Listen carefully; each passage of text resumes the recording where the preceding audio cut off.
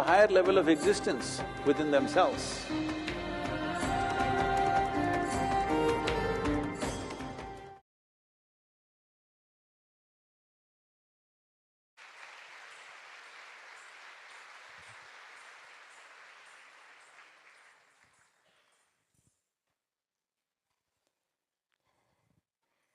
Namaskaram. From absolute emptiness, matter exploded with a roar. Twisting, turning, and hurtling through space to find balance as spinning planets and burning stars. In the same way, life burst into existence in every shape and every form, evolving in search of that same balance. Twisting, turning, hurtling through many lifetimes. Our colorful personas, our colorful imaginations, and our colorful expressions. If only we found resonance with that roar of creation, we would realize that we are all the same black emptiness. As part of this production, we have a song in Hindi towards the end, and I'd like to quickly translate it for those of you who may not speak the language. We say that the lightning bolt of color splashes the lightning bolt of Indra splashes color on this earth. Red, the color of sunrise and sunset. Red, the color of my blush. Blue, the color of the ocean and the sky. Blue, the color of my separation from you. Golden, the sun, and golden every sun ray. Golden every single moment with you. Green is nature, and green the lush life. Green the expression of all my joy. Darkness laughs at this play of color and says, "You fool, do you not realize that every shade is a shade of black?" Project Samskriti presents Shunya.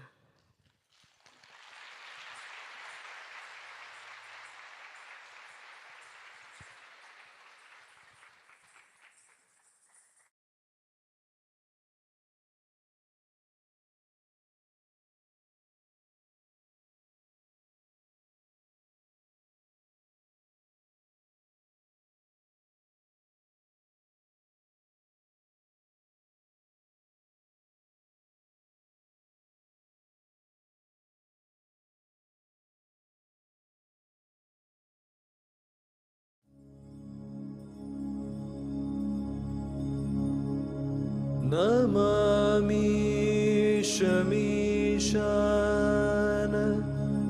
Nirvana Rupam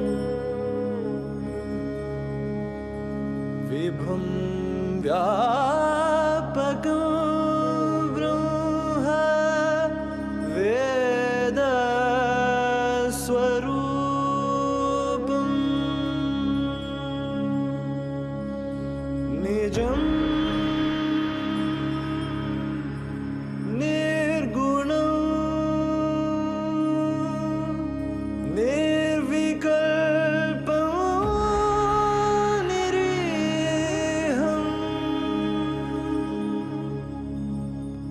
Chidakasha Makasha Vasam Bhajeham Chidakasha Makasha Vasam Bhajeham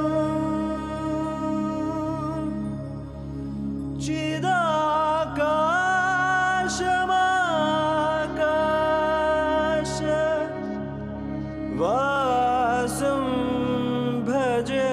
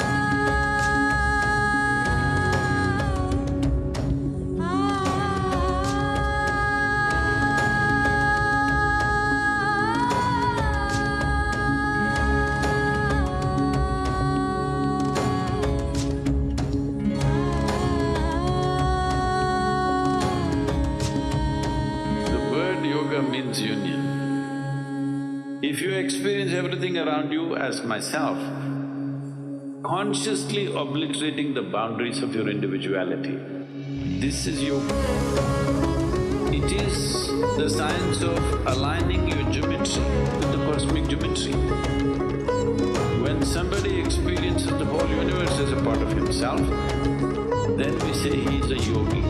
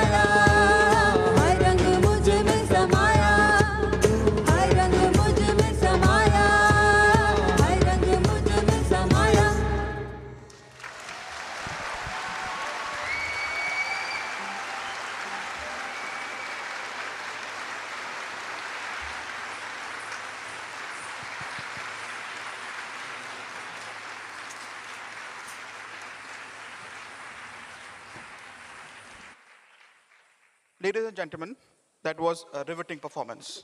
Let us thank our dancers again.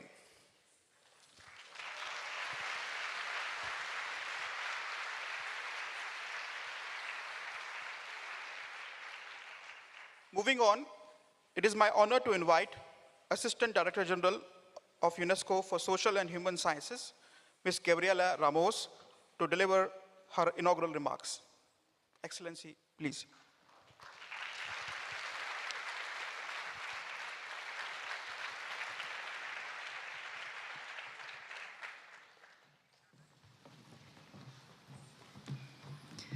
Thank you, thank you, thank you. And welcome to UNESCO.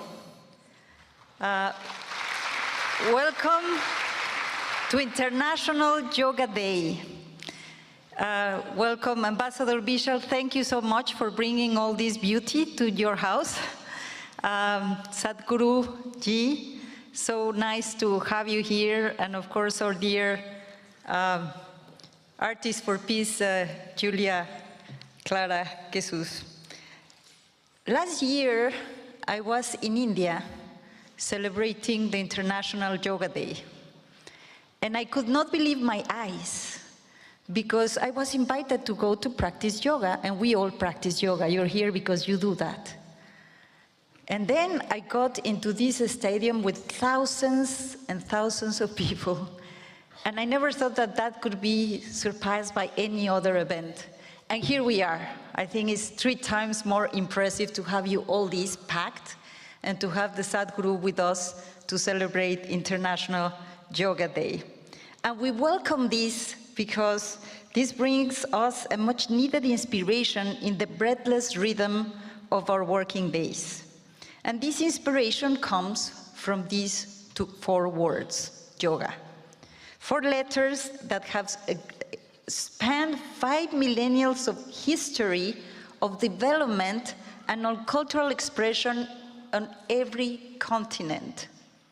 Today, we are about to celebrate 5,000 years of yoga's history, 5,000 years. It's a real challenge to be concise about it. But that's why we are so grateful that Sadhguruji is here, because he can share with us his wisdom. Let us focus on a fundamental question. How has yoga crossed the borders of time and place to the point of being more popular today than ever before? Perhaps because yoga 3 central tenets, the physical postures, in Sanskrit asana, the breath control, pranayama, and meditation that offers essential benefits in our times characterized by multiple crises. And it's in the House of UNESCO where we look for this inner peace to then connect with each other in a world of a very close humanity, that this is really welcome. In terms of physical and mental health, had been severely impacted and tested across the world since the pandemic and since the multiple crises that I have just mentioned. Yoga has enabled millions of people to continue their physical activity from home, and has also played a major role in the mental health of all of us, helping us to find an inner balance. And actually I have members of my teams that started doing yoga because of the COVID, and this helped them navigate through the very complex waters. That is not trivial.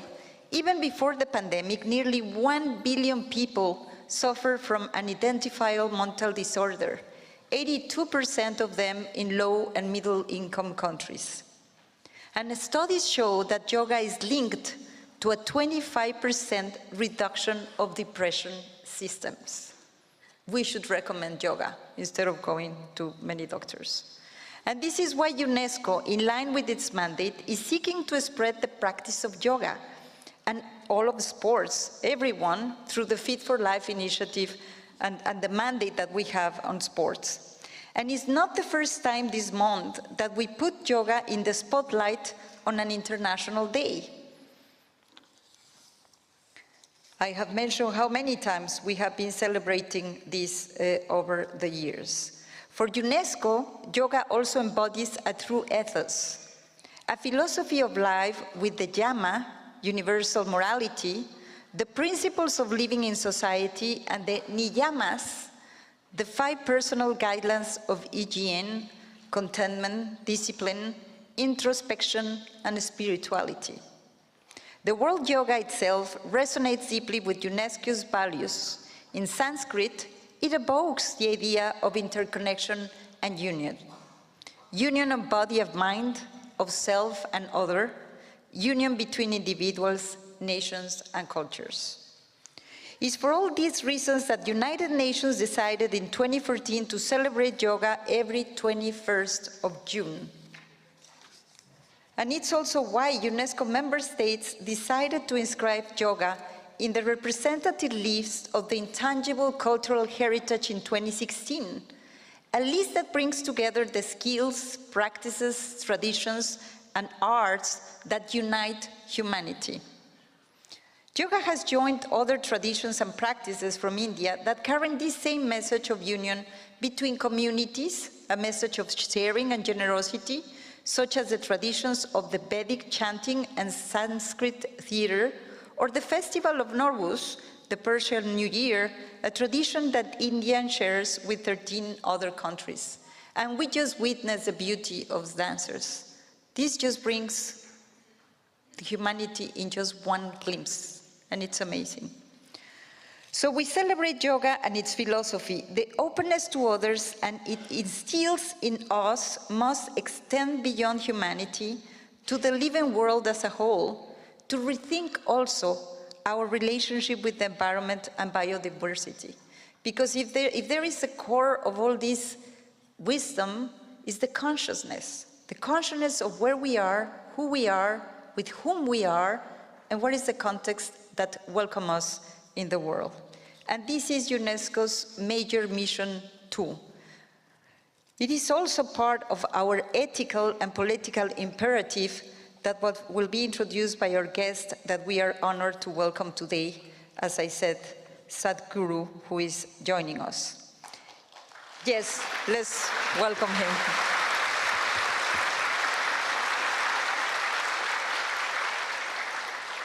Sadhguruji is not only one of the world's greatest yoga practitioners, he is also a humanist, committed in particular to the preservation of biodiversity with his initiative to save the soil of our planet, and particularly agricultural land from degradation, which, while catastrophic, is by no means inevitable.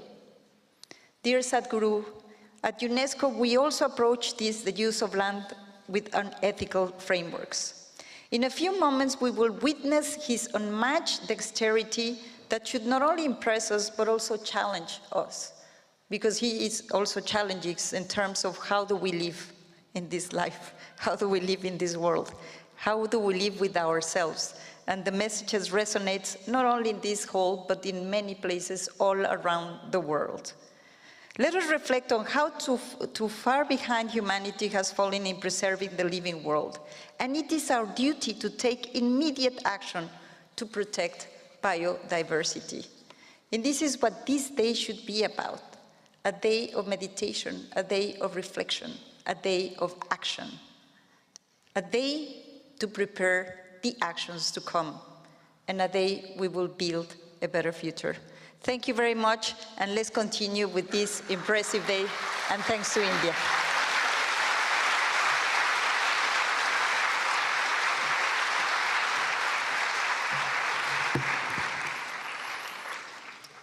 Thank you very much, Excellency Madam ADG.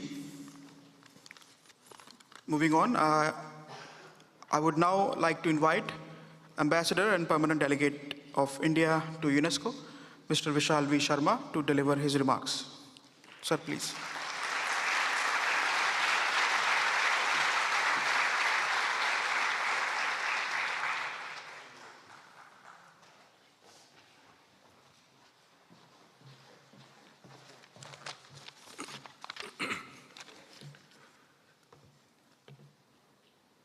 Very respected Sadhguru, Namaskaram.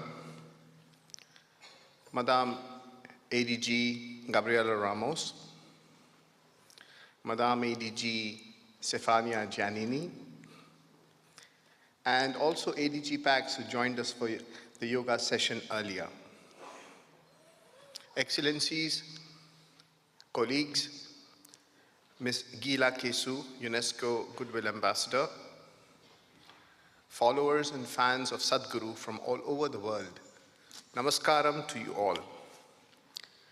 Honorable Prime Minister Narendra Modi formed a special ministry to promote well-being. This ministry was called Ayush, A-Y-U-S-H, that you find there.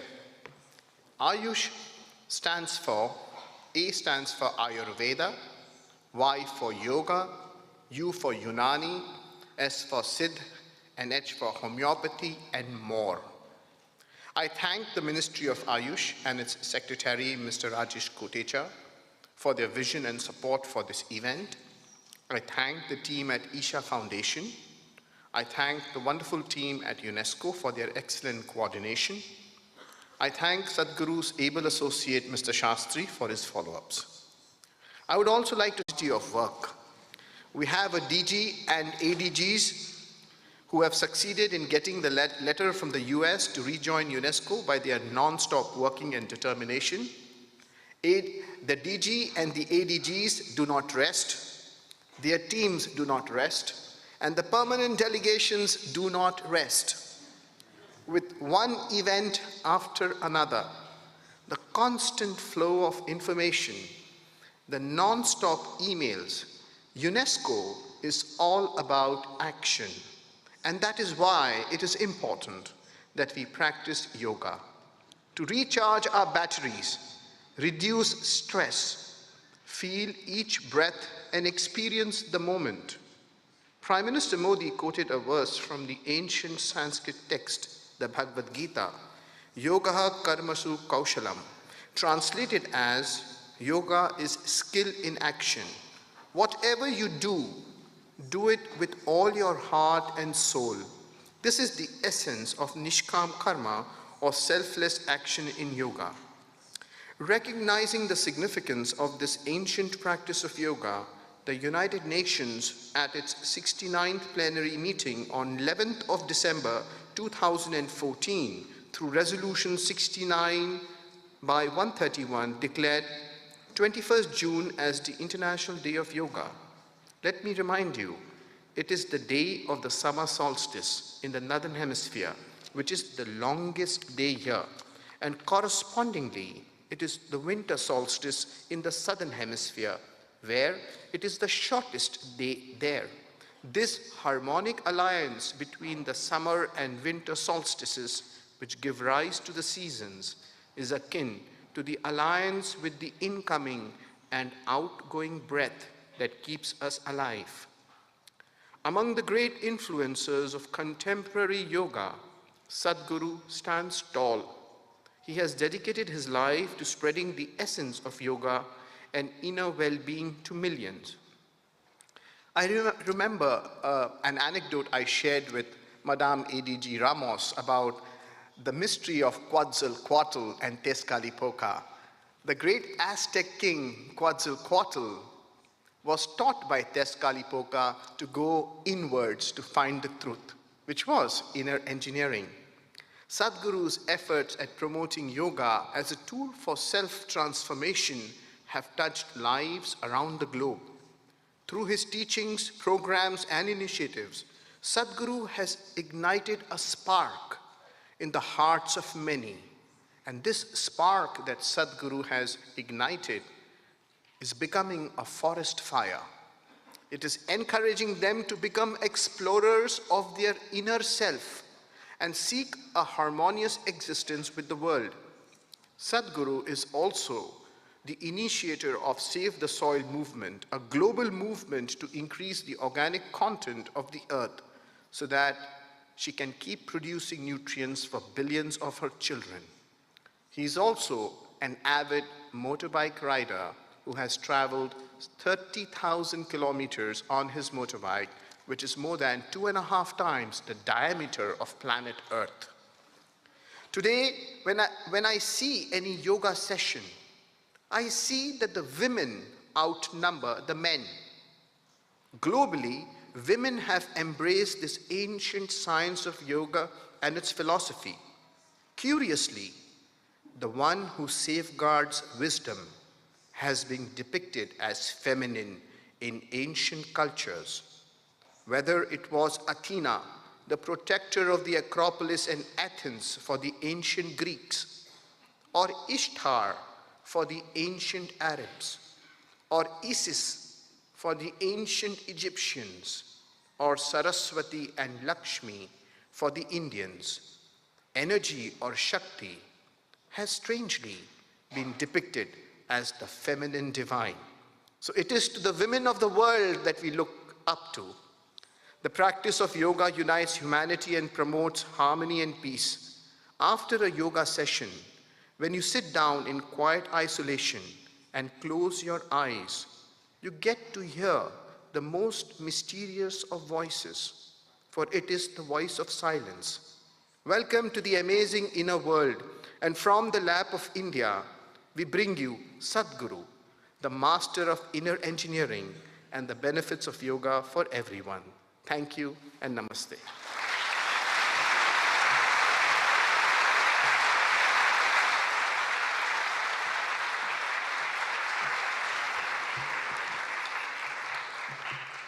Thank you, sir. Before we welcome Sadhguru on stage, I would like to show you a video illustrating the important work that he undertakes.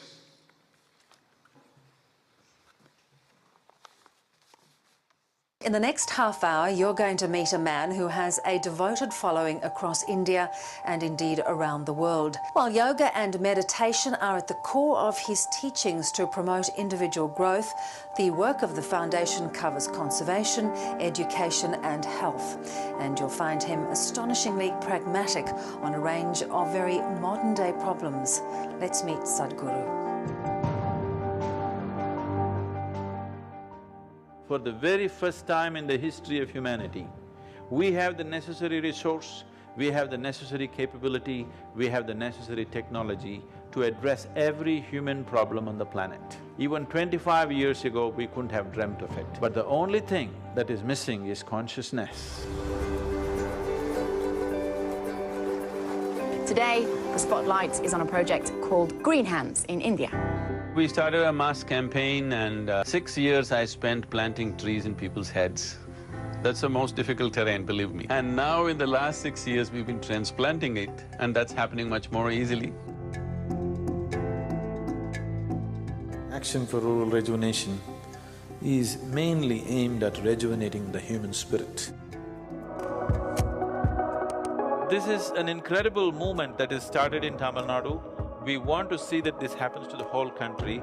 The idea is not necessarily about developing competitive sport, but the important thing is to bring the spirit of sport and revitalizing rural societies. Isha outreach को वर्ष 2018 के लिए राष्ट्रीय खेल प्रोत्साहन पुरस्कार से सम्मानित किया जाता है। सद्गुरु जगदीश वासुदेव, संस्थापक Isha outreach. English and computer skills are very essential to make these children come out of the hopeless economic and social pit they are in. Isha Foundation, a non-religious, non-profit public service organisation headquartered in southern India. We've engineered the outside world in so many ways, but we've done nothing about this one. If you want to know well-being, in is the only way out. This is what I want to teach you too. That is, you can be completely intoxicated without any drug, just on life. This is a shift from wine to divine. Adiyogi is the source of yoga, the first yogi. Adiyogi will inspire many generations to take up yoga. One truly remarkable thing that Sadhguru has done is, he has made yogis out of ordinary common people. We're tracking a mammoth movement, an incredible rally starting from Kanyakumari, reaching up to the Himalayas, with the sole purpose of rejuvenating India's rivers. Every state is responding. This is concurrence and this is wonderful. I'm very happy that Sadhguru has taken up this cause should also become a people's movement for our own survival, for the survival of our children. We are also launching another campaign called Kaveri Calling. This 83,000 square kilometers of Kaveri Basin, we want to bring it back, at least 1/3 of it, back into some kind of green cover. The whole purpose of this movement is to first to bring this home, that when you walk upon the soil, you know it is the source of your life. Keeping it alive is the most important thing. Will you make it happen?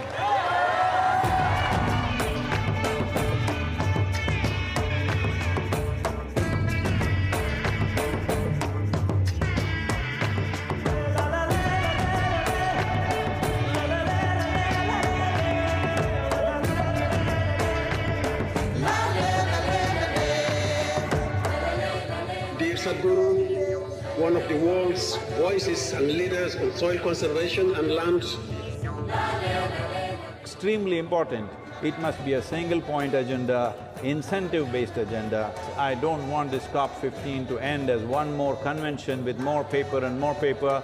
This must end with concrete action, and action in such a way that it's implementable.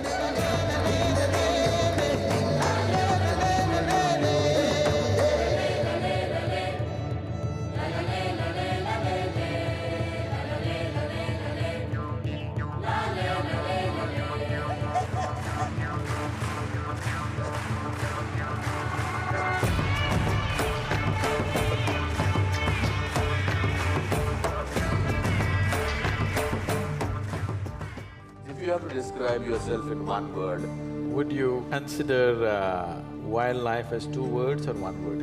Yes.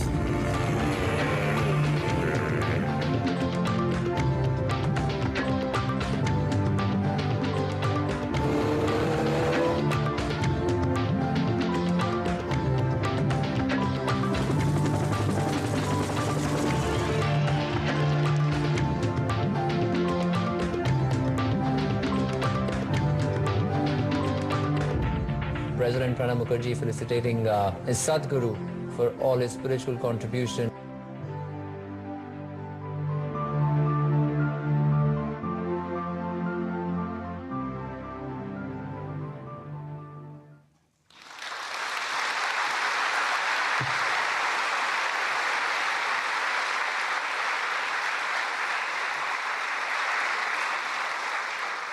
That was truly inspiring.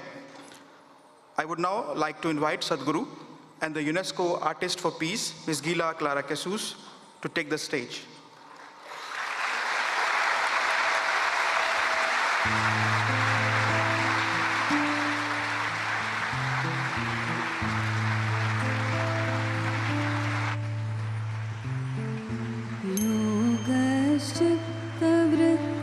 योगश्चित्तवृत्तिनिरोध तथा द्रष्टुः स्वरूपे अवस्थानम्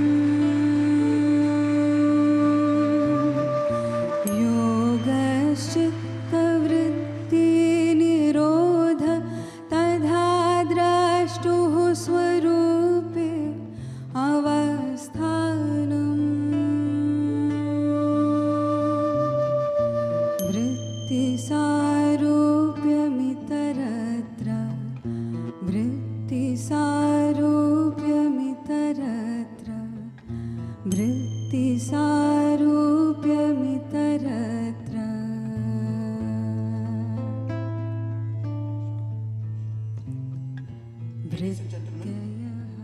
Sadhguru will now address all of us to share his wisdom. After that, Sadhguru and UNESCO Artists for Peace will have a short conversation.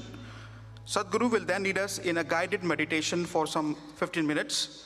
This event will end with a question and answer session where audience members may ask Sadhguru and Ms. Gila Clara Jesus about their work. It is our great pleasure to now welcome Sadhguru. The floor is yours.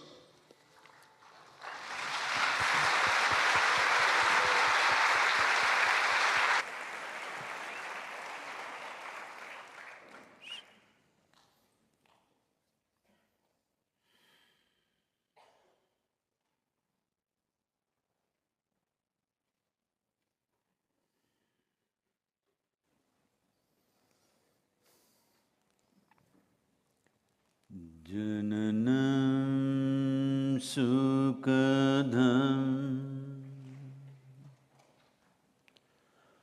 maranam karunam milanam maduram smaranam karunam kalavashadiha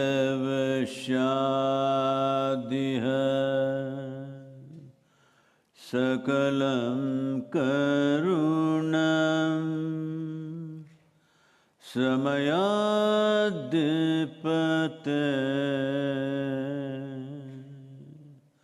akilam karunam. Namaskaram. This 9th International Day of Yoga, which is a very wise acknowledgement of our science, our practice, our culture, which is over 15 millennia old, probably the only human activity beyond things that we do for survival to last for 15,000 years. So what is yoga? My congratulations and gratitude for all the people who work in UNESCO, ma'am, and yourself, Vishal, and every one of you. What is yoga? Essentially, yoga is a profound insight into human mechanism. This many-layered complexity that we call as a human being, this evolutionary sophistication which has been achieved over millions of years, and all the possibilities of what it can be. To know, to understand the innards of how we are made, how to explore within ourselves, without belief, without philosophies, without ideologies, without authority speaking to us, how to realize the nature of our origins and the ultimate possibility of who we are. This is yoga. So this science, as things roll, time rolls, obviously picks up various cultural aspects related to the land of its origin. It's a great pride for all of us that yoga originated in India. Yoga originated in a land that was referred to as Bharat, but everybody must understand, I know some people will disagree with very strong national feelings, but yoga belongs to humanity. Because anything that we discover cannot belong to any group of people. What we invent can belong to people. What we make up can belong to a certain group of people. What we discover as a reality cannot belong to me or you. It is the right of every human being to find a way for their own fulfillment. Generally, through the ages, we've been trying to address human well-being, human struggles, and human longing to expand and become better, which is always at work. Through belief systems, through ideologies, through philosophies, by doing freaky things and crazy things, and chemicals like alcohol, drugs, some prescribed, some in the back street. But essentially, all these are efforts to find solutions for human fulfillment. That a human being not only wants to be healthy, and well, a human being constantly longing to expand. When I say longing to expand, it doesn't matter who you are right now. You want to be something more, there's no question about that. If that something more happens today, in 3 days you will want to be something more. You will see, even if you become the king or queen of this planet, there's no such possibility, but I'm just saying, even if you become the queen or king of this planet, you will look at the moon, you will look at the planetary system, you look at the galaxies. If I make you the king of one galaxy, you will look at the other galaxies, because there is something within you which is longing to become limitless. Something within you which always wants to expand beyond its boundaries. But our survival instincts are always trying to draw boundaries, because survival depends on boundaries. This instinct comes to us through our evolutionary development. And we are trying to draw boundaries on one level. When we successfully draw a boundary, we feel suffocated and then we want to expand the boundary. This is the human struggle.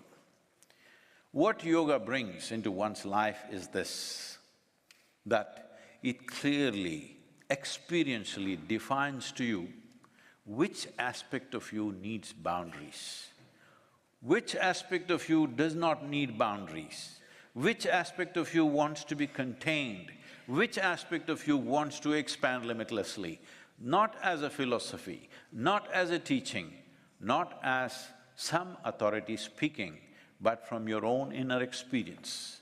The mechanics of this, the technologies of this is what is referred to yoga. Unfortunately, a very dumbed-down version of yoga came to the West, nothing wrong with it, it's a good beginning, that if you're doing yoga, you must look like a leftover noodle. That is being yoga.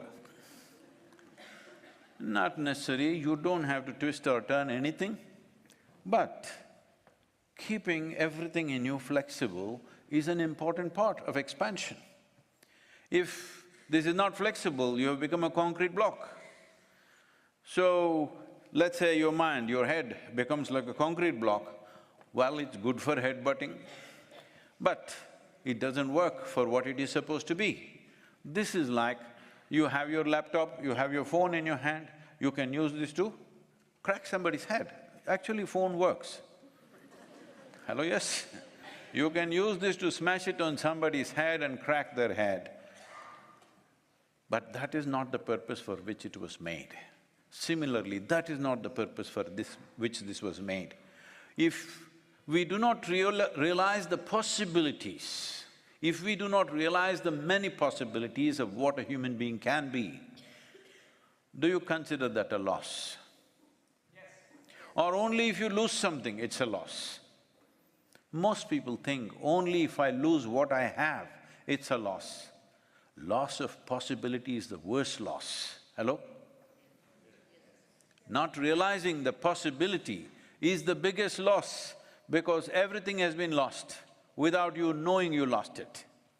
So, this is what yoga brings to your life, not by morals, not by ethics, not by philosophies, but by inner experience. What do I mean by inner experience?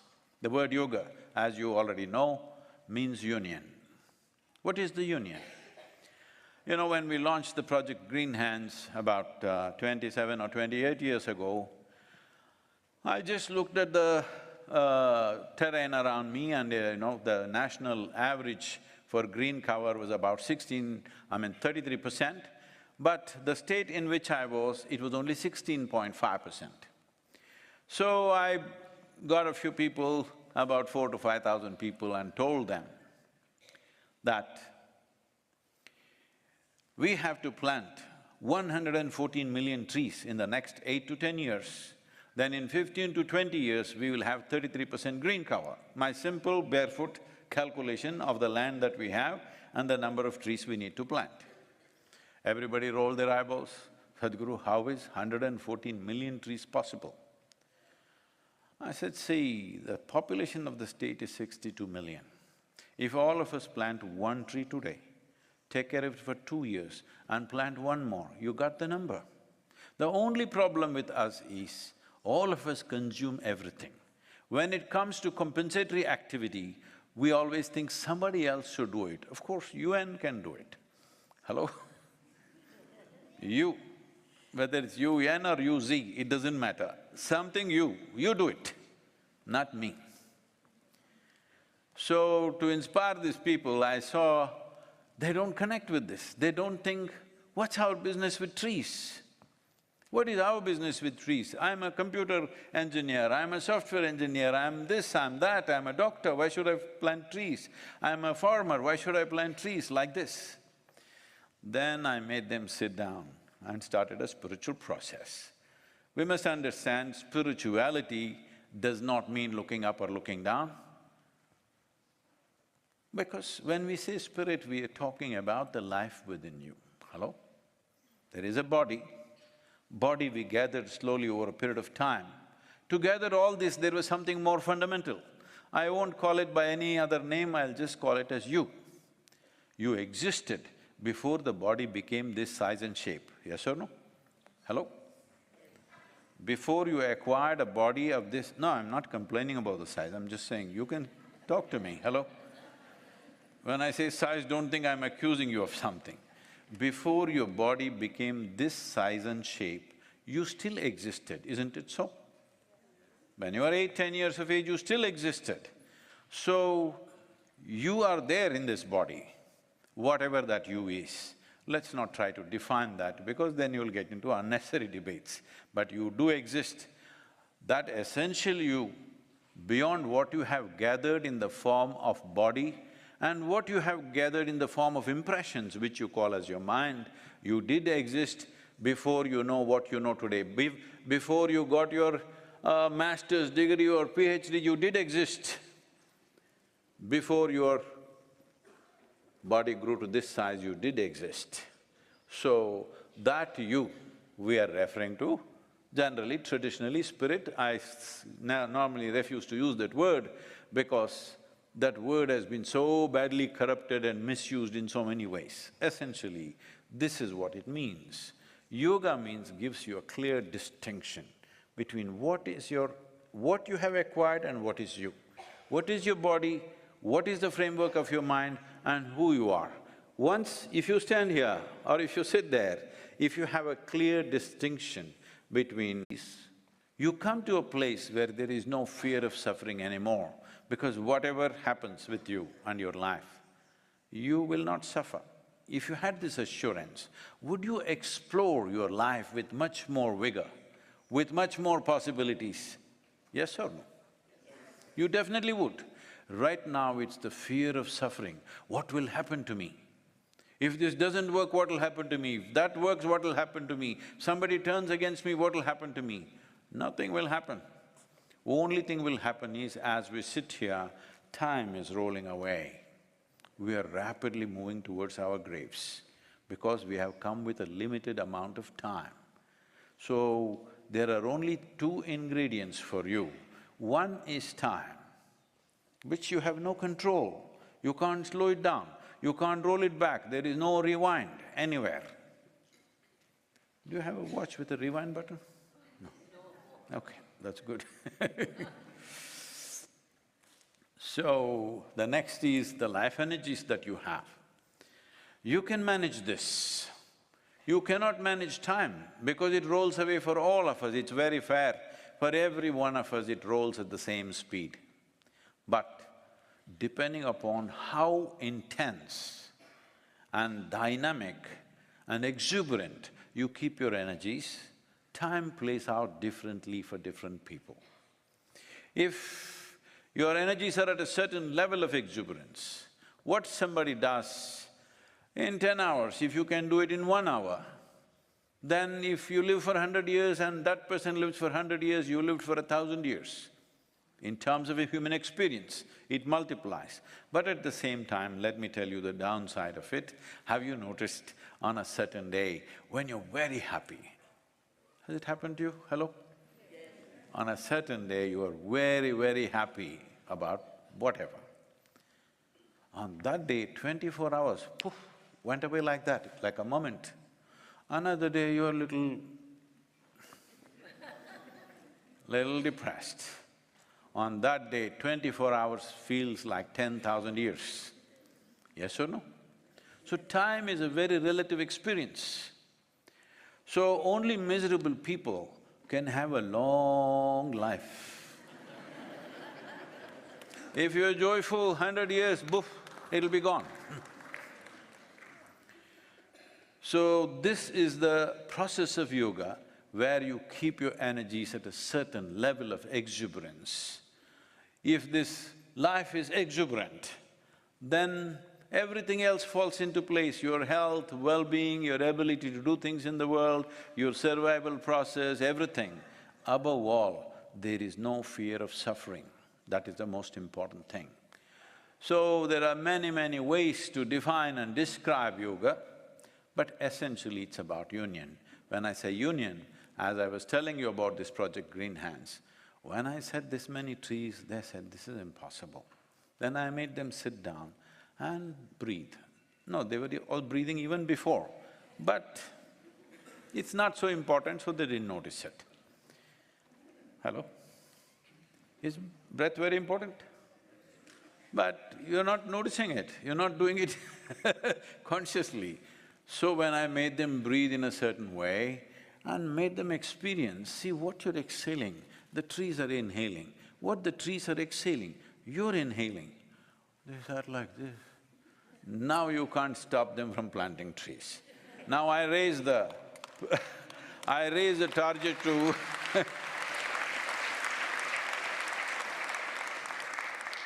I raised the target to 2.42 billion in the Kaveri Basin. Now they're working hard to make it happen.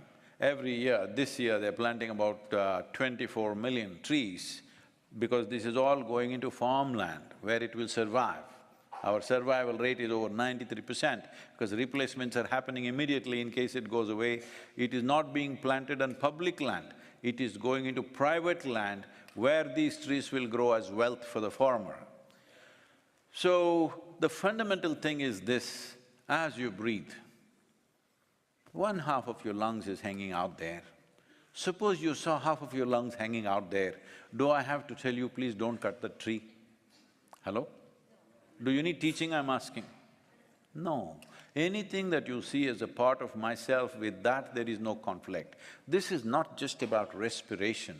Every cell in your body, every subatomic particle in your body is constantly in communication with the entire cosmos. If you sit here and you can experience everything as yourself, the whole universe as yourself, then we say you're in yoga. Not because you twisted yourself, you're in yoga. You sit here, you have consciously obliterated the boundaries of your individuality. You're trying to do it in so many ways. If you do it in a basic physical way, this is called a sexuality. What is not you, you're trying to make it a part of yourself. Well, it looks like it works for a few moments, after that you know. If you attempt it emotionally, this is called a love affair, love. There are moments when you feel two people are one, but then you know. If you attempt mentally, this is called as ambition, conquest, desire, or simply shopping. If you approach it consciously, this is called yoga. This is yoga. This must happen to the world because as human beings, we are empowered like never before. No human generation ever in the history of humanity was as empowered as we are, both in terms of creating positive possibilities and destructive possibilities. We are far more empowered than any generation ever. When this kind of empowerment has come to us, it becomes extremely important that our thought, our emotion, our action is all a conscious process. If it happens instinctively, it happens compulsively, we are asking for a disaster. And we've been unfolding disasters after disaster, we can call it war, we can call it climate, we can call it this and that, but we are unfolding more and more disasters because we are… with this level of intelligence, with this level of competence, this level of empowerment, we're still functioning in an instinctive, compulsive manner. This is what the purpose of yoga is, so that human activity, both internal and external, becomes a conscious process. Let's make a conscious planet happen, let's make it happen.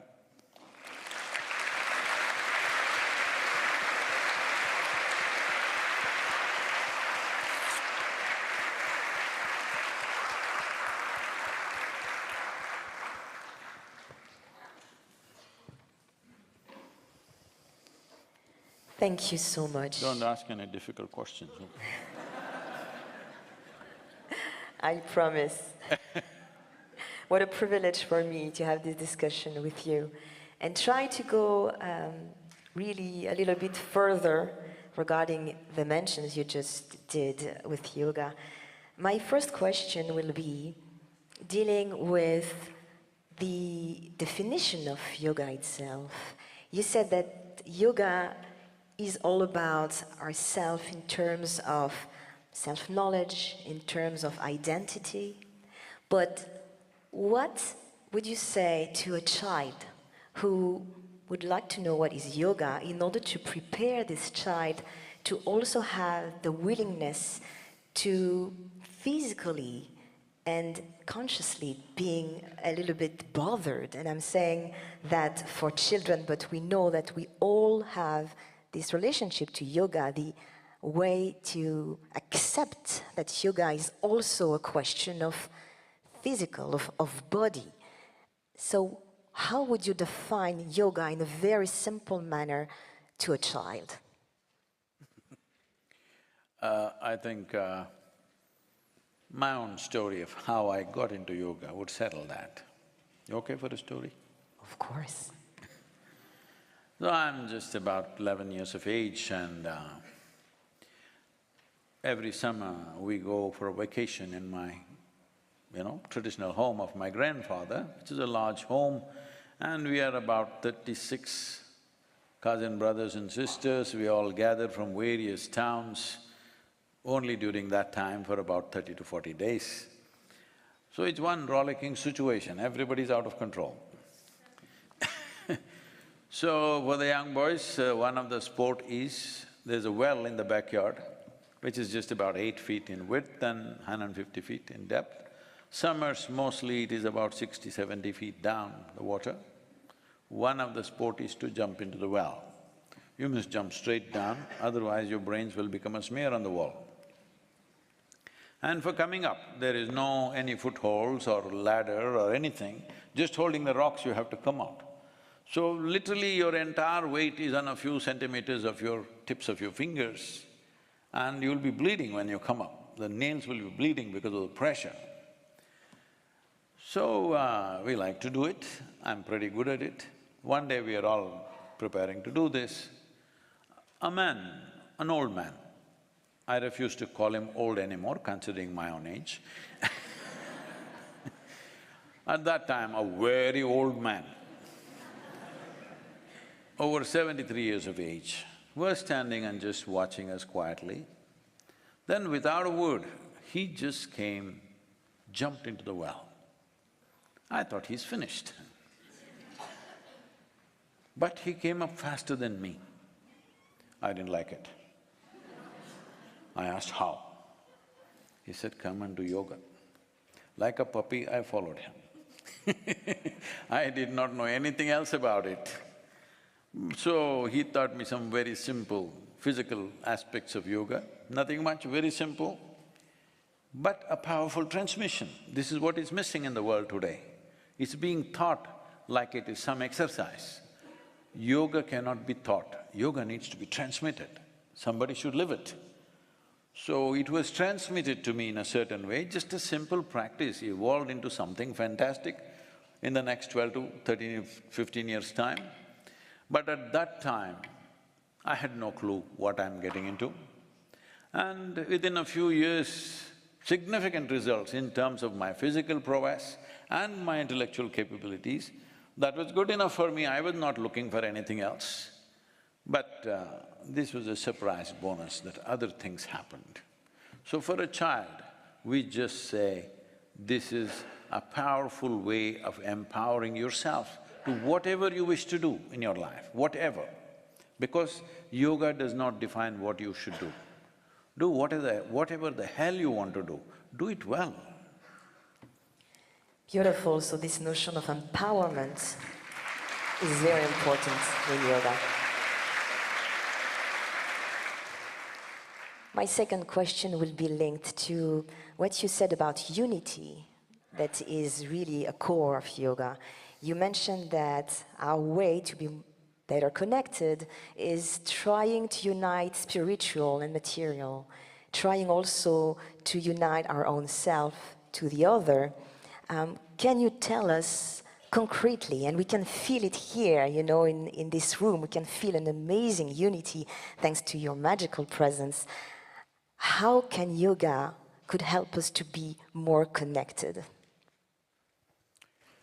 See, when you say connected, that means essentially we are separate, we can hold hands. When you say unity, also means the same thing. We are different people, we can be united. No, that's not what I'm talking about. I'm talking about union. Union is different from unity. What union means is, as I said, when you breathe, it's not about you caring for the tree, it's a part of you. Today, modern science has brought this in different languages, so let me speak that language. Today they're telling you over 60% of your body are microbial life. So you have more microbes than your parentage within you. So it's not that you have to connect with them, you're happening because of everything else. Because of every other life happening the way it is happening, you're also happening. So you are not an independent entity in any sense. This very body that you carry is part of the soil that you walk upon, but we are far away from it. So you don't have to unite with the soil, you don't have to connect with the soil, anyway you're connected. But you can realize it either now or when they bury us. This choice we have, when this realization come to us. So we are not talking about unity, we are not talking about, okay, all of us should be together. No, whether we like it or not, we are happening here as one big phenomena of life. If we realize that, if we experience that, not intellectual realization, if you experience this, if you experience everybody in this hall as a part of yourself, like you're experiencing the 5 fingers of your hand as yourself, if you experience all these people as yourself, after that, you don't need any teaching of thou shalt not do this or that. Hello? You would not need any teaching. These teachings are efforts to connect people, to unite people, but there is still no inner experience. With all the teachings, see what we are doing. Hello? With all the teachings, see what we are doing in the world, simply because there is no inner experience and there is no substitute for inner experience. Any amount of teaching, any amount of philosophy, any amount of ideologies, when your life is threatened, all those things will fall off. The only thing that stands with you is what is the nature of your experience at that moment. So, yoga is not about unity or connecting with people, it is realizing the nature of existence. The nature of existence is already in union. Nothing here happens independently, everything is connected. Today we think, if I say soil, people say, Sadhguru, where did you study ecology? Say, I've been crawling on this planet for last 65 years and I know what the hell happens here. I'm like a worm. I'm not an ecologist, I'm not a scientist, I'm a worm who crawled for 6.5 decades on this planet. What happens to the soil is happening to me, I can clearly see this. It's happening to everybody, but they don't see it. They're waiting for something bigger to happen to them. So yoga is really making us realizing the interconnection, the interdependency of each, is that correct? The oneness of everything. See, I'm refusing to use the word connect Because if we connect, you and me are separate, and we connect. Say, I will die many years ahead of you, you will die at the age of 100 or more, but let's say they chose to bury you next to me. Doesn't matter what's your gender, doesn't matter what's your nationality, race or religion. Will you merge with that soil as I merged, or will you not? Or will you stick out? I'm asking. You will merge, right? Now what is the problem, I'm asking? Now what is the problem? Even now we can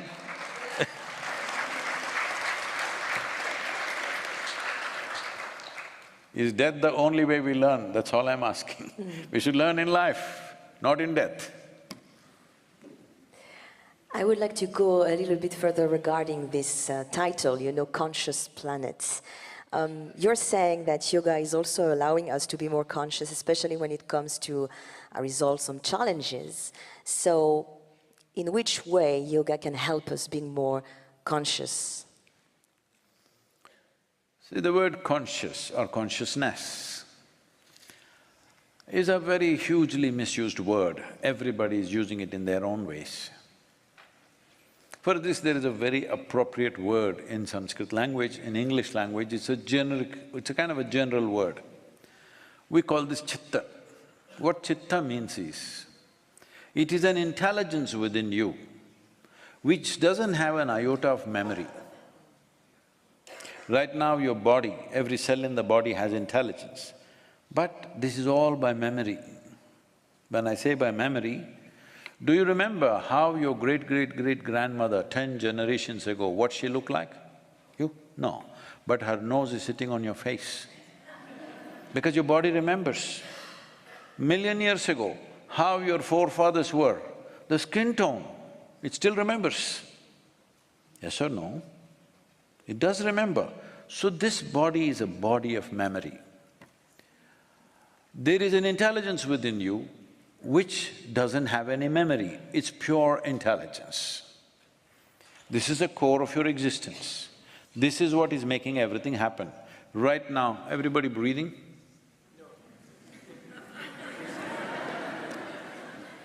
Better be. That's a good admission. So, you're not doing your breath, it's happening. You're not beating your heart, it's happening. You're not working your liver, it's working. You're not doing your kidney or spleen or something, it's all happening. So I'm saying there is an intelligence beyond your silly intellect. I'm very consciously calling it silly because we'll come to that if we have the time. Well beyond your silly intellect of thoughts and emotions, there is an intelligence which is managing you. Suppose for one day, for every one of you, let's say we decided, breath will be left in your hands, you can run it the way you want. If you got little angry, you'll forget to breathe, like this guy. If something else you desire, you'll forget to breathe, all right? Fortunately, it's not in your hands, it's all running by itself, because there is an intelligence beyond your own intellect, and what you understand as my intelligence, beyond that, this is working. We don't pay attention to it, we just make conclusions, oh, God is running it, finished, it's over. Do not jump into conclusions, just pay attention. How is your breath happening? How is your heart beating? What's happening here? How is this alive? Without me doing anything, it's still alive, isn't it? How is it? Such a complex machine, who the hell is running it? If you pay attention, you will get to this intelligence which is beyond memory. It doesn't exist or thrive on memory. What exists on memory is a possibility, at the same time it's a huge limitation. See, right now, what makes you one kind of person? Your memory, isn't it? What makes somebody else another kind of person? Their memory. What makes somebody at this nationality or that nationality? Their memory. You erase their memory, do they know which nation they belong to? They'll belong to UNESCO. I'm sorry.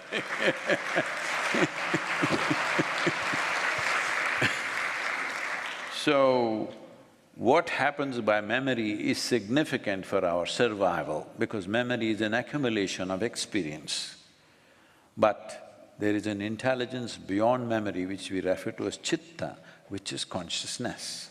To awaken this intelligence, to find access to this intelligence is the fundamental purpose of yoga. Thank you very much. I'd like to come back also to the importance of the international recognition of yoga. As you know, the practice of yoga has been inscribed in the list of intangible cultural heritage since 2016 under UNESCO 203 Convention for the safeguarding of the I'd intangible like to change that a cultural little bit. I'm heritage. just saying on the lighter vein, it's a very tangible heritage. That's very a tangible heritage. That's true. So the name of the convention maybe should be renamed. So it's going to be a very important year because we are coming to the 20th year of this convention. And I would like to know, dear Sadhguru, if you had any message you would like to give to those who are fighting to advocate the importance of yoga as living heritage of humanity. One important thing is, most important thing in the world is, yoga should not, people must understand it's not just some simplistic exercise that you can do. If all you're looking for a little bit of physical fitness, just go swim somewhere, you have a river, you swim upstream, you will become fit. Or you go play tennis, you do something, I'm saying. It's not just about fitness. Yes, fitness is one of the consequences. The importance of yoga is to explore the limits of your individual nature, where the boundaries are, how you can obliterate it. You don't have to hold that intent.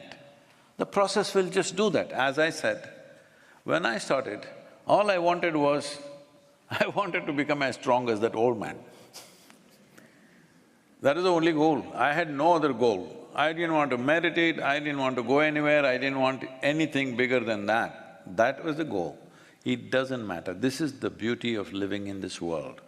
If you do the right things, even for the wrong reasons, it'll work.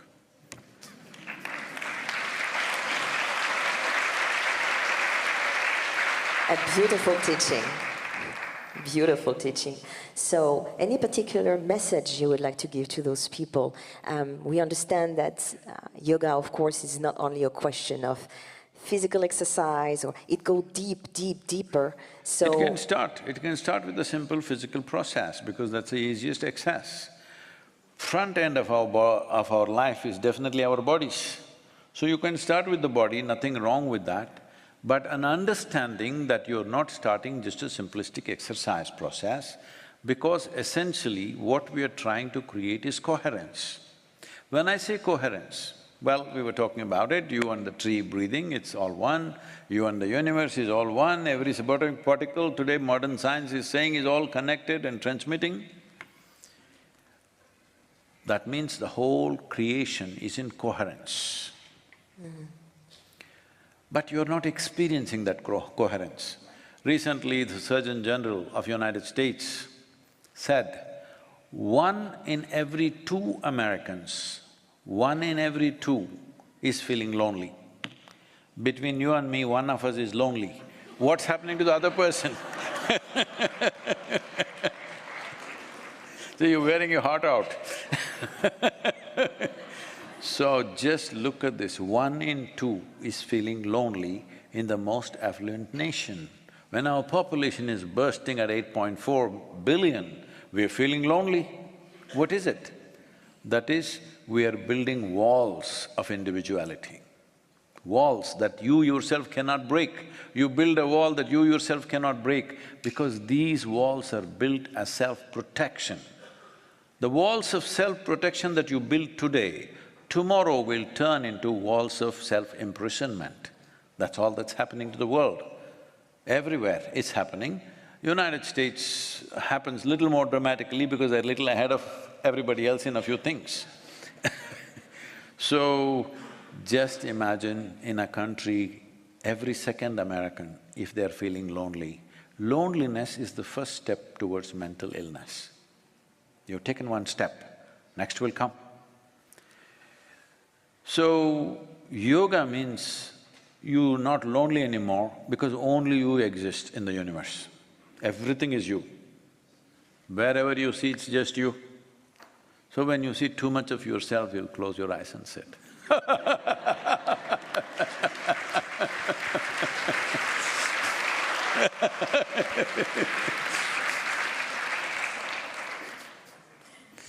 I will finish with one question regarding nature and the importance that it has. So how do we feel we can connect with nature through living heritage such as yoga or meditation?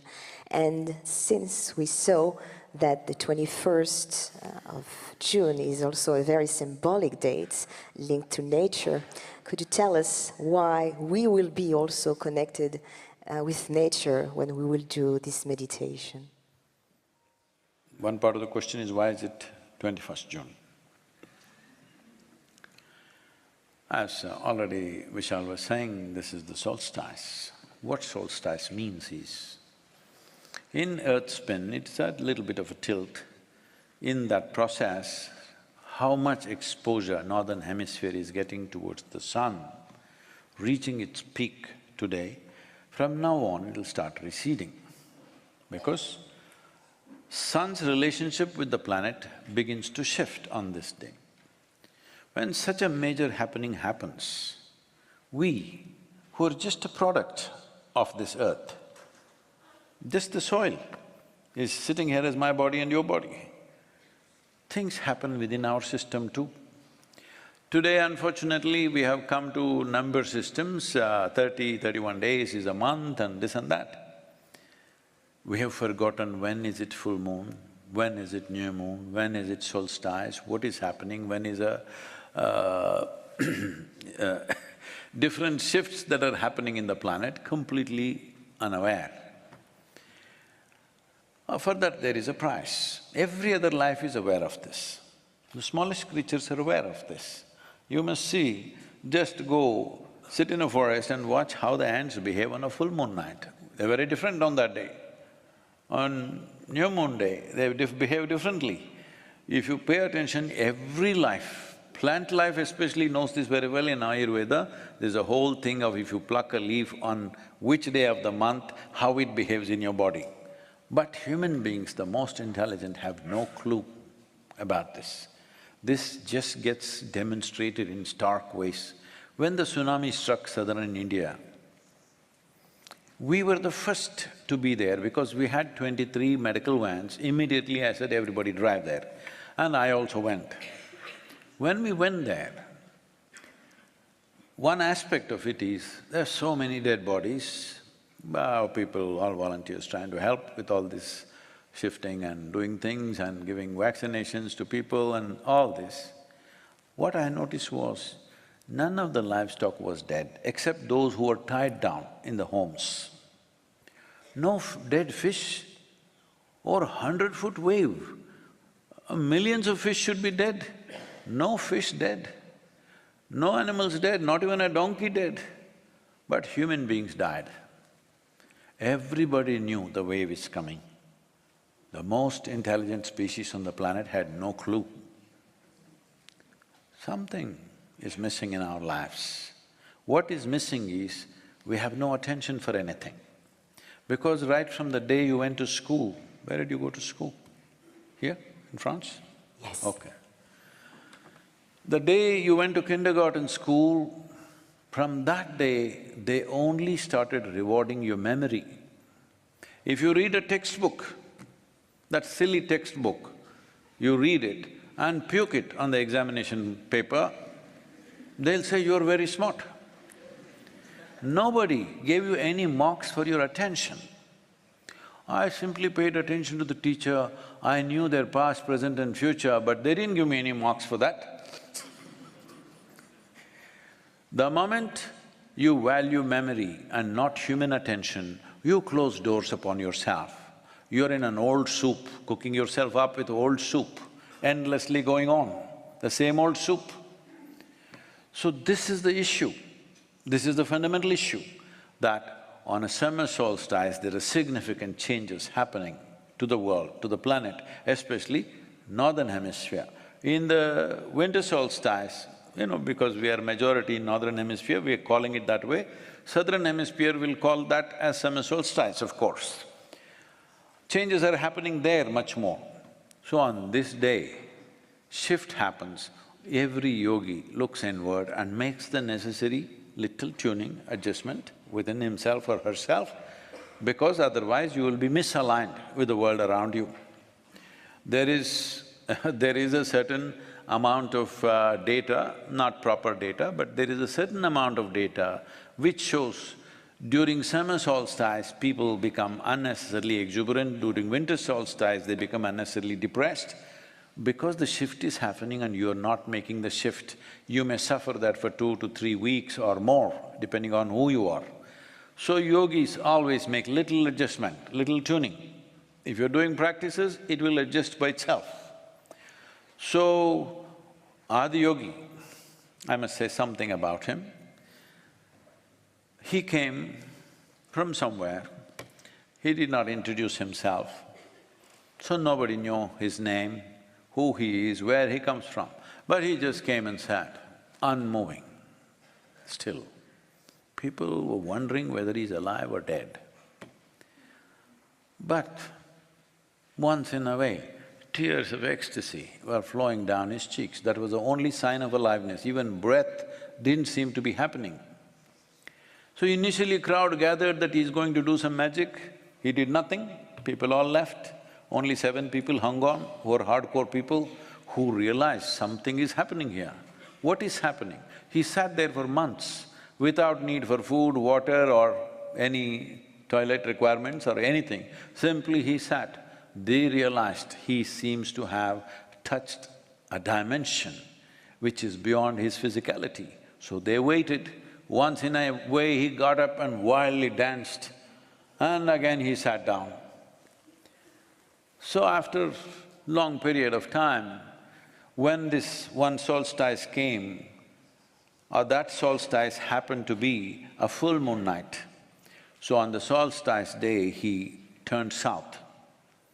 He was sitting facing some other direction, he turned south and sat down. Because of that, for that position or that posture, Adiyogi is referred to as Dakshinamurti, that means one who turned south. Because the sun turned south, he turned south. At that time, he opened his eyes and looked around. Then these 7 people begged. And on that day, the first guru was born. He decided to transmit yoga to these first 7 people. So that is how yoga started. It's fantastic that the UN International Day of Yoga recognized this and made 21st of June, the solstice day, as the International Yoga Day. That's remarkable. Beautiful, thank you.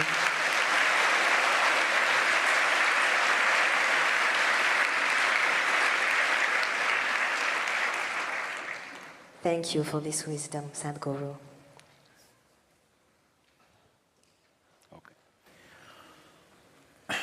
We are, as per the prescription, we are supposed to meditate. Hello? So, if it takes 12–15 minutes, is it possible that nobody moves?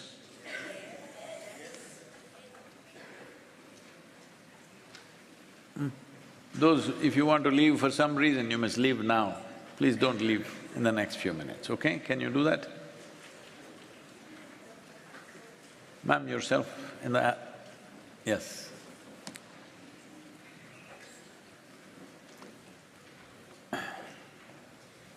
You okay, is it appropriate to meditate here or we'll just answer questions?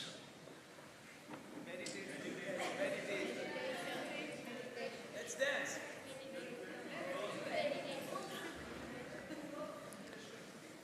You have questions?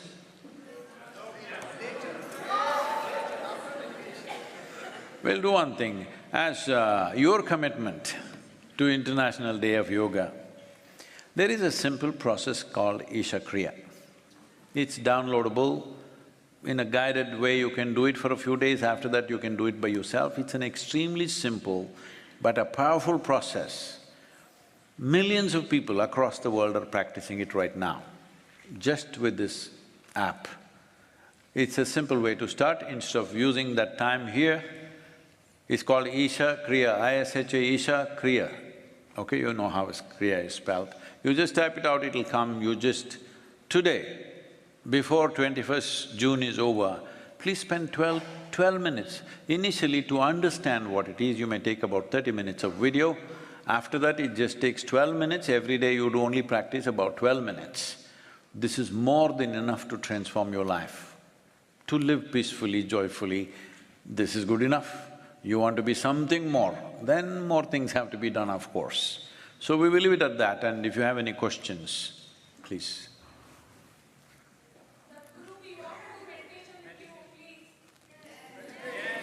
No, meditation you always do within, not with me.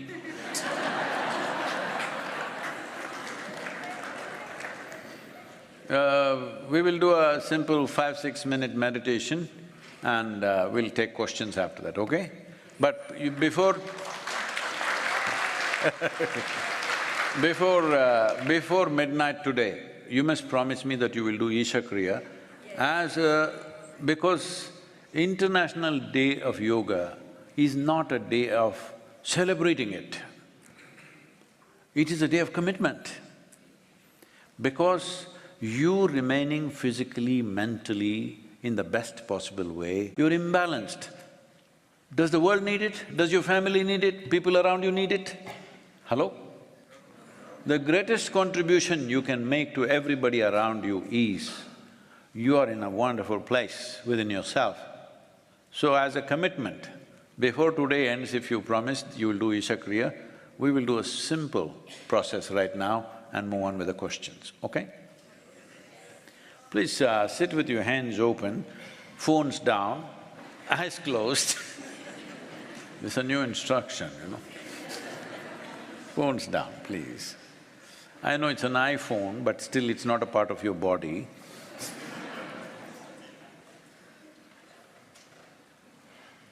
Please keep your hands open. If you're wearing spectacles, please keep it aside or keep it in your pocket or whatever. Sit with a slightly upturned face like this. If you do this with your eyes closed, you will notice there is a natural attention towards that point between your eyebrows, a mild attention. Keep it that way, do not concentrate. Slightly upturned face, you will notice that there is a mild attention between your eyebrows. Keep that attention, do not try to concentrate hard, just keeping that attention. Just pay attention or focus on the breath moving in and out at the very rim of your nostrils. Focus on the rim of your nostrils where breath is moving in and out. Do not think this is some air exchange process. This is your life breath. If it was going away, I'm sure you would give it absolute attention. We are grateful. Right now it's happening. Please focus at the very rim of your nostrils where the breath is passing in and out. This is what is the basis of your existence right now. Pay enough attention, but let the natural attention be between your eyebrows. Hold it that way. If you're not able to do this, just make your breath 5 to 10% deeper than normal, then you will be able to notice it. Make it slightly deeper, gently, very gently, slowly, don't do hard breathing.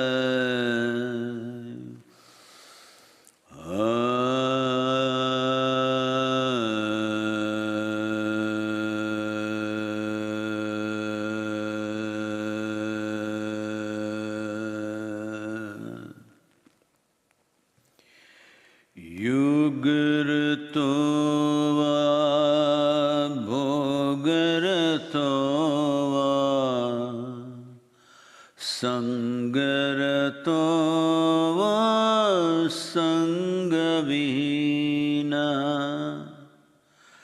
Yogarato va bhogarato va Sangarato va sangavihina Yasya brahmani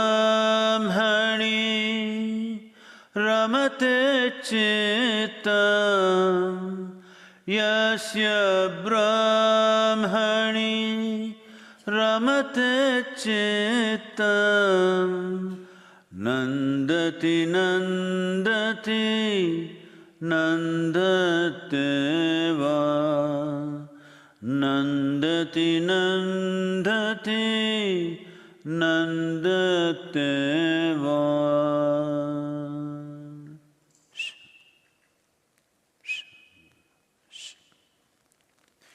Take your own time, slowly, very, very slowly, please open your eyes.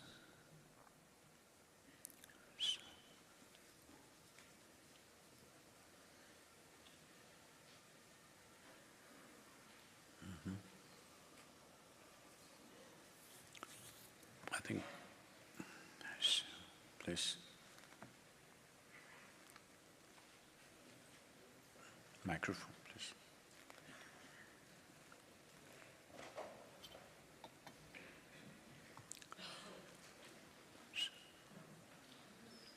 Microphone, please.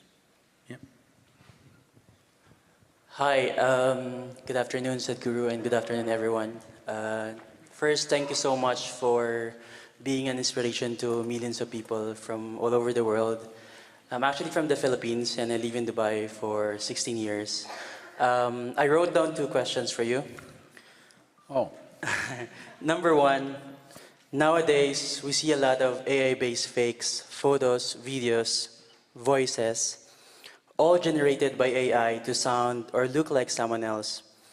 And detecting these fakes is a big challenge. I was just wondering, from a mystic's perspective, if you look at a photo or a video, would you be able to see something beyond just the surface and know if it was fake or real? And the second question is, well, it's actually more of a suggestion. When are you coming to the Philippines? Thank you.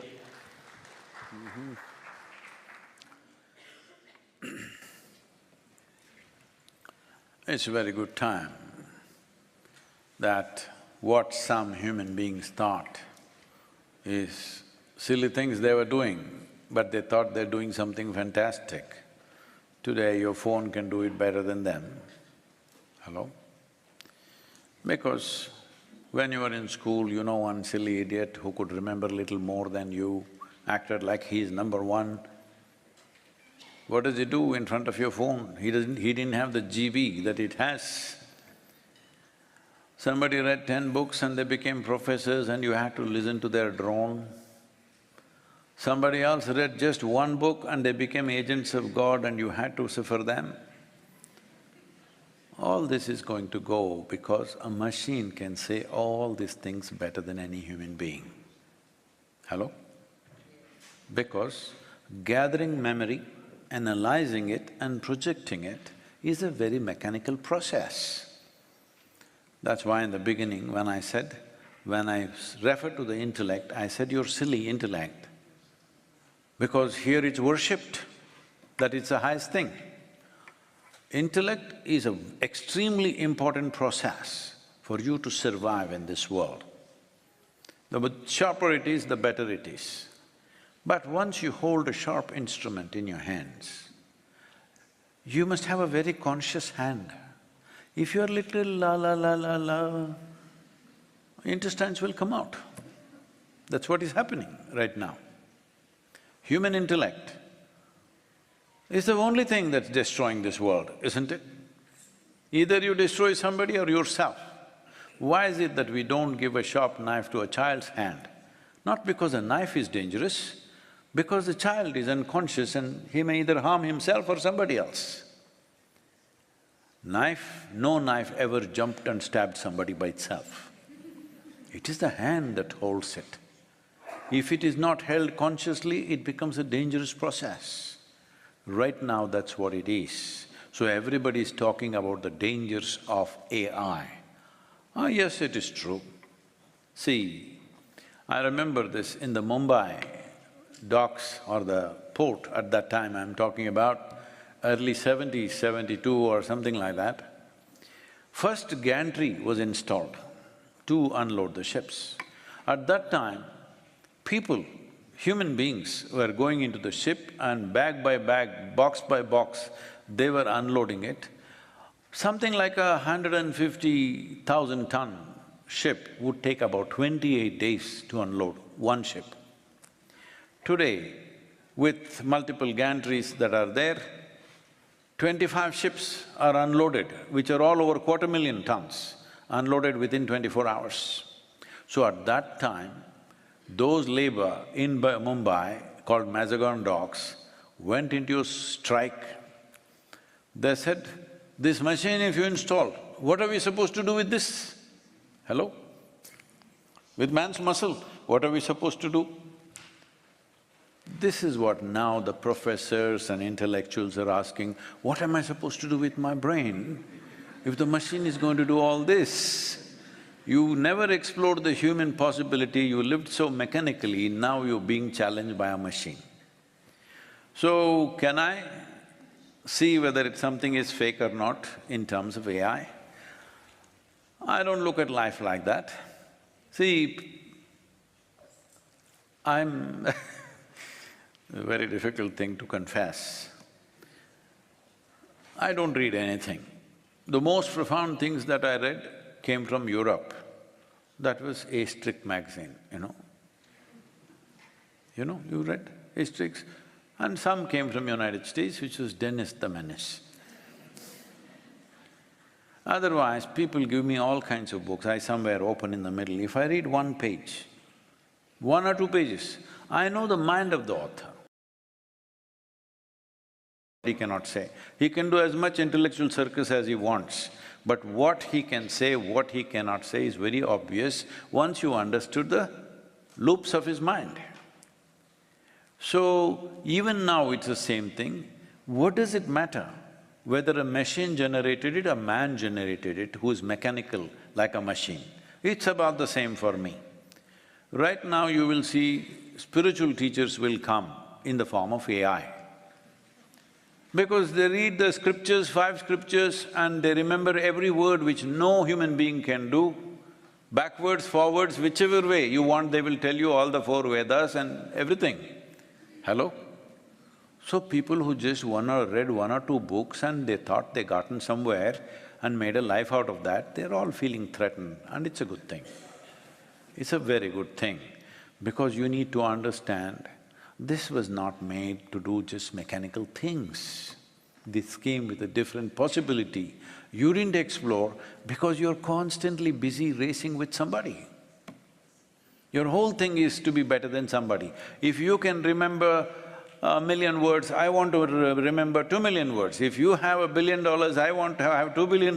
This is the whole nonsense you invested your life into. So you become just like a machine, maybe working a little faster or a little better. That is not the value of being human.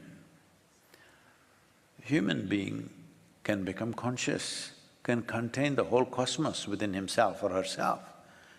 And this will explode in a different way. If all things that we can do with our muscle and with our intellect can be done by the machine, I think that's the ideal day on the planet. That'll be a fantastic day.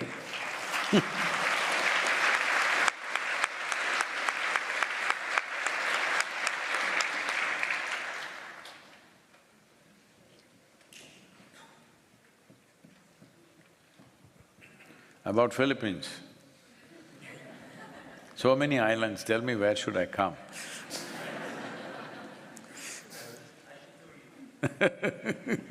Sadhguru, touch your feet for the, firstly. Thanks for blessing us. I'm a professor. And Oh, I'm sorry. I do I'm from Swansea University in UK, and we do some research on AI and some of the things you mentioned. Oh, you're all here, is it? I'm so sorry. All of you guys are here from the conference. No, but what I'm really inspired to see so many young people here. And from the university standpoint, we all look, I mean, it's terrific to see so many young minds. So my question to you, Sadhguruji, is we can look to do some amazing projects on the question you talked about, isolation, loneliness, virtual realities, may cause loneliness. So my question to you is, what project these youngsters at university can do scientifically, which obviously publish at the end of their dissertations, that can link up loneliness, artificial intelligence, that we use the technology for the well-being and not end up then saying, oh, we got it wrong 10, 20 years later. Thank you, Sadhguruji. So, Professor, I'm sorry if I said something disparaging, I'm so sorry. I don't mean that. And if young people and yourself, who are a leader of those people, want to do something, let me put this out to you, see what you want to do. Because there are many ways to participate. These things are not going to happen because of any one person or one organization or a group of people. This needs the world's involvement, otherwise it will not happen. This is what we are referring to as conscious planet. So consciousness, as I said, it doesn't matter how much I talk about it, generally it flies over people's heads, they don't get it. Because in their mind they're trying to… The only way they can understand something right now with the present form of education is, they're looking for a definition. What is that? If it can be defined, that's not consciousness. If something is defined, it's physical in nature. The nature of physicality is a clear definition, that is physicality. That which is beyond definitions, which are beyond the boundaries of all definitions, that is consciousness. So that's a negative definition in a way. So we say in yoga, we always identify, you're a professor, you identify with the knowledge that you represent. As a yogi, I identify with my ignorance. Why? See this cosmos, how big it is. Neither the men of science nor the religious people know where it begins, where it ends. Is that so, sir? Is that so? No religious person knows where the cosmos begins, where it ends. Bombastic stories are there, leave that. Nobody knows, nor do the men of science know where does it begin, where does it end. In this vast cosmos, it doesn't matter if you read all the books on the planet, still what you know is a minuscule. Am I correct? The planet itself is a minuscule. If you identify with your knowledge, you will become that minuscule. See, how do you become French? You identified with the nation, isn't it? What you identify with it, you become that. How does somebody become an Indian? Identify with that. Because the moment you identify with something, you become that and your mind works around that. You're willing to live and die for that. So the moment you identify with the minuscule of knowledge, you will become that minuscule and rule out all possibilities. But our ignorance is boundless. If you identify with your ignorance, you stay boundless. So, conscious planet, this is a movement which is already on in a certain way, but we will be launching a particular aspect of conscious planet which will relate to people's mental well-being in a certain way. We're looking at many possibilities. Essentially, it is towards exploring the miracle of your mind. We as a species are dominating this planet only because our cerebral cortex flowered. Otherwise, we would be operating just food, reproduction, sleep, that's about it.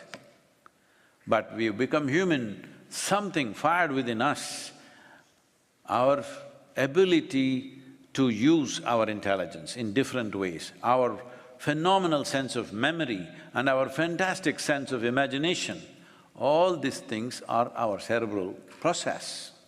That is the process that most human beings are suffering right now. They're not suffering life. See, people suffer what happened 10 years ago, now. What happened 10 years ago is not alive. You're suffering your memory, isn't it? Hello? Hello? Those who are in the upper houses, you're suffering your memory. You can suffer what may happen day after tomorrow already. What does this mean? You're suffering your imagination. Your memory and your imagination are two fantastic faculties that we have, which sets us apart from every other creature. And it took millions of years of research and development, not in a university, but on this planet, to get you this level of cerebral capability, and now you suffer this. You can call it stress, you can call it anxiety, you can call it tension, you can call it depression, you can call it by 1,000 names if you want. Essentially, your intelligence has turned against you. You don't know how to hold this sharp knife, you keep poking yourself. Hello? So if we remove half your brain, everybody will be peaceful. Yes. So essentially, the only way people can be reasonably in control is take away their possibilities. See, why do you… if somebody is a dangerous criminal, why is it, unfortunately, if there were no people, there was no city, you could leave him somewhere where he can live happily by himself. But no, because he is dangerous for others, you lock him up. This is what you're doing, locking yourself up with your own identities, with your own stuff. And at least there somebody has a key, when they wish to they can open it, here you've thrown away the key. This is important, that conscious does not mean you become conscious about something. Consciousness is like light, it's on. What is it showing? It'll show what is there. Oh, I became conscious that she's here, that's not the point. I am conscious, that means whatever is here is in my purview. So when you say conscious, people say, I became conscious of God, I became conscious of this, conscious of that. This is not about that. It is just to light up. If you have to light up, you need to energize yourself. This is like the voltage is right now low, it shows just… let's say the voltage is very low, in my vision it just shows these 4 people. What do I think? In my experience, I think there are only 4 people in this hall. If it lights up a little more, then suddenly I see 20 people. If it lights up fully, then I see everybody. This is the nature of your experience. So for your consciousness to light up, you need a more intense and exuberant levels of energy. To create this, we are offering about 10 to 12 different kind of things. Everybody cannot meditate, everybody cannot do yoga. There are classical art forms, there are classical martial arts, there is music, there are variety of things. 12 to 15 minutes, that's all. We will put this on an app and it'll be ready sometime in 2024. We will make this available to the whole world. Please, you must take it up, professors and UNESCO and everybody.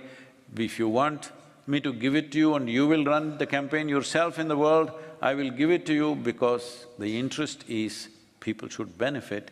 If 2 to 3 billion people use this for a sustained period of time, you will find a much better mental situation in the world.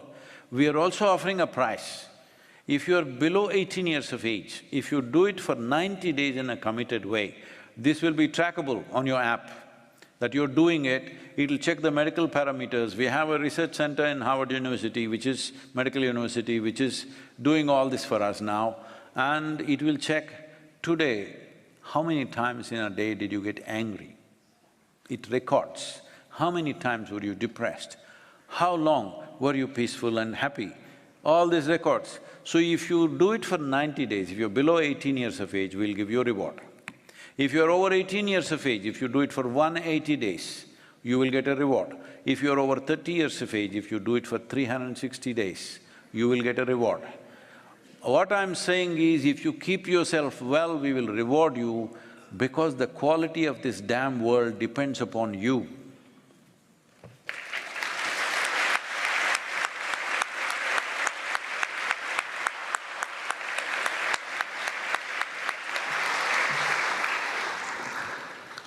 Thank you all for your thoughtful questions. Last but not the least, I invite Sadhguru to give us his closing remarks. Oh.